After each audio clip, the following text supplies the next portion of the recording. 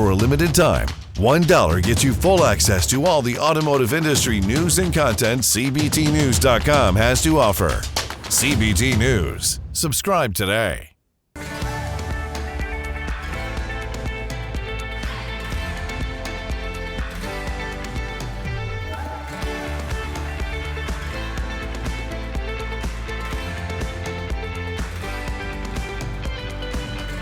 Welcome to CBT News with Bridget Fitzpatrick. Good morning, everyone. Welcome back to CBT News. I'm Jim Fitzpatrick, sitting in for Bridget today. Thank you so much for joining us. Today on Inside Automotive, I sit down with Matt Easton, sales trainer, consultant, and founder of Easton University. But first, here are today's top stories. Starting off our coverage, over 120 dealers have signed on to Ford's plan to add commercial service centers to storefronts across the country. Each center is required to operate a minimum of 24 bays and 5 mobile service vans, while the final cost of each facility will vary between locations. Reports from participating dealers suggest a range of $9 million to $15 million, with the potential to earn conditional funding up to $550,000 from Ford. Last year, the brand initiated a similar program for its franchisees to encourage electric vehicle adoption.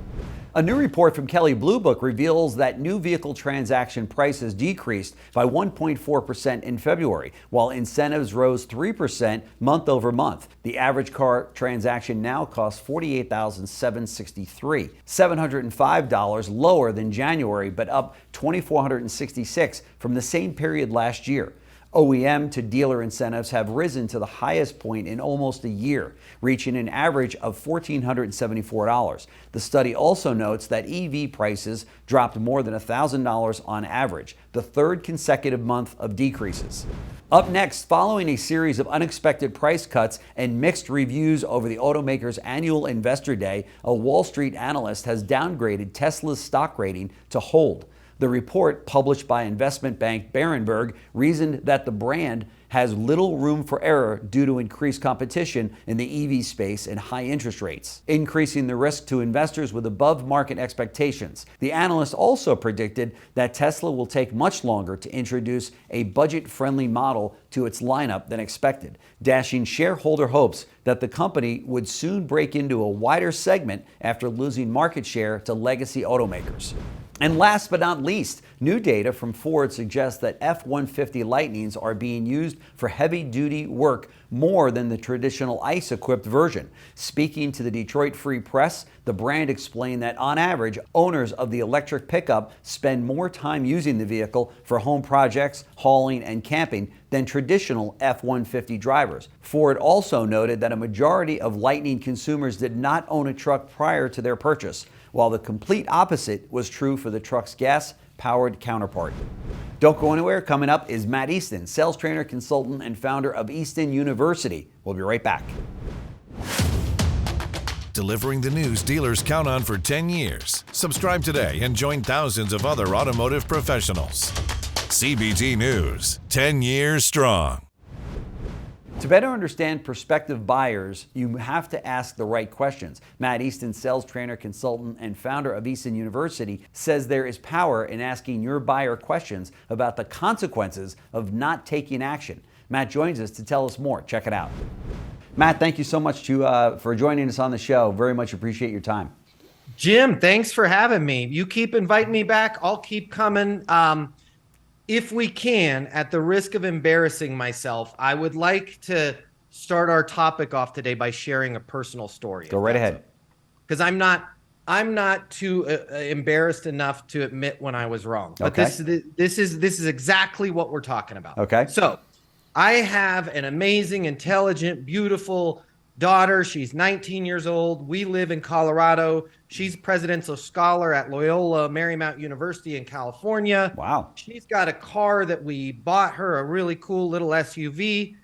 I didn't want her driving it in California. She didn't want it in LA. So the car didn't go with her off to LA. Okay. That being said, I travel a lot. I'm gone. I'm doing Easton University live events. I let the license plates on the car expire. Uh-oh. Really expire. They expired July of last year. The reason why I'm telling you this is my super beautiful, amazing wife, my super intelligent daughter, both of them tried to sell me multiple times on going and getting the emissions done on the car and getting the plates done on the car. Sell. Hey, you got to do this. You want to do this. Dad, just knock this out, Dad. Right? Just can you go do the plates on the car? Okay? I, of course, did not let them sell me, and I continue to let the plates go. Right. Why am I telling you this? Eventually, the person, I don't know who they are, wherever they are, their employee of the month, figured out last week while I was traveling the country doing live events that car was parked in front of my house with expired plates. Uh-oh.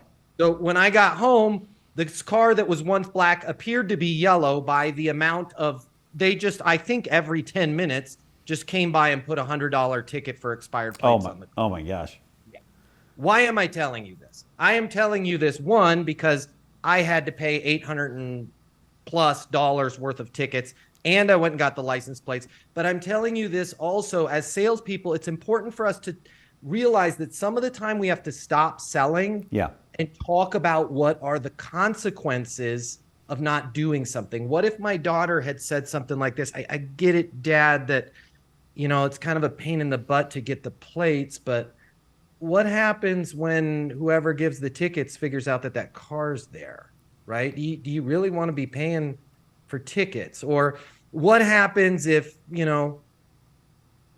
God forbid you go and you have a beer with dinner and you're driving my car and you get pulled over? Do you really want to deal with that, Dad? Right. But instead we spend too much time as salespeople focusing on you have to do this, you have to do this, you have to do this. And we don't take those few seconds to get that customer, that prospect, to think about what are the ramifications if they don't do this. Be sure to watch that interview in its entirety right here at cbtnews.com. That's a wrap for our show today, but we invite you to join us right back here tomorrow morning for all of the latest news and trends impacting this great retail automotive industry. Follow us on TikTok, LinkedIn, Facebook, and Twitter. I'm Jim Fitzpatrick, sitting in for Bridget. Thank you so much for watching. Go out and make it a great day. CBT News, your #1 resource for auto industry news and content.